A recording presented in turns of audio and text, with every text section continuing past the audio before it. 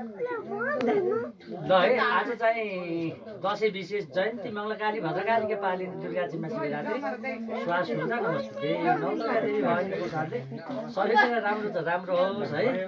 अब र दक्षिणाको कुरा अफर छ है आज है। हेर्नुहोस् है मैले आज चाहिँ आज दसैँको दिन आज बुढीलाई मैले चिट्टा दिएको छु है। चिट्टा उसको आफ्नो भाग्य चेक गर्ने हो। दक्षिणा भन्ने कुरा भएपछि मैले भाग्य चेक गर्दा मैले चिट्टा बनाएको छु।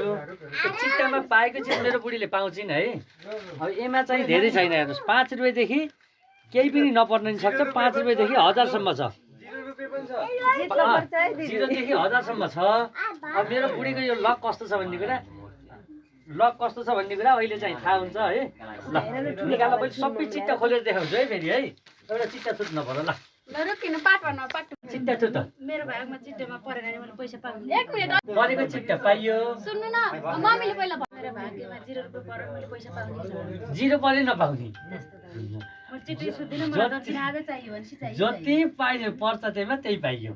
त्यो चाहिँ हुन पर्यो। वर्ष दिन दुःख गरेर अब 1000 रुपैयाँ त मागेको नि मेरो 5,000 त आउने। त्यही भएर जति पर्छ त्यहीमा 1000सम्म छ। जति पर्छ एउटा चाहिँ छुट्न पर्यो। ल सबै खोलेर देखाइदिन्छ है। सबै खोलेर ल त्यो तिमीले खोला हामीले अरू खोल्छौँ है। पहिला दिदी कति ल पहिला मम्मी 800 ल हेर्नुहोस् है मेरो फाइनल्ली बुढीलाई 800 पुगेको छ। अब यसमा चाहिँ यो चाहिँ तपाईँको 5 रुपियाँ थियो है। अनि पछि गएर चाहिँ तपाईँको यसमा 5 थियो। नानी अलिक पर्छ नि छोरो पर्छ न। यसमा 50 थियो।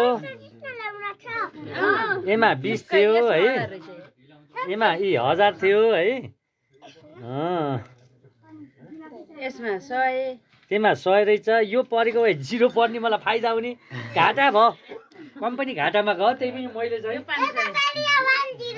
बोलेको कुरा पुरा गर्नुपर्छ। मैले चाहिँ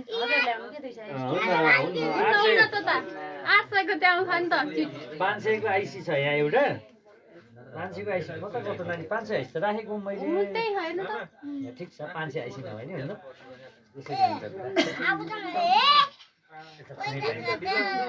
पैसा छुट पाइन्छ त छोरा ल यहाँ त्यो भन्दा लाउँछ ल फाइनल्ली मेरो बुढीले चाहिँ जितिसिन् है 800 रुपियाँ जितिसिन् है। ल 800 रुपैयाँ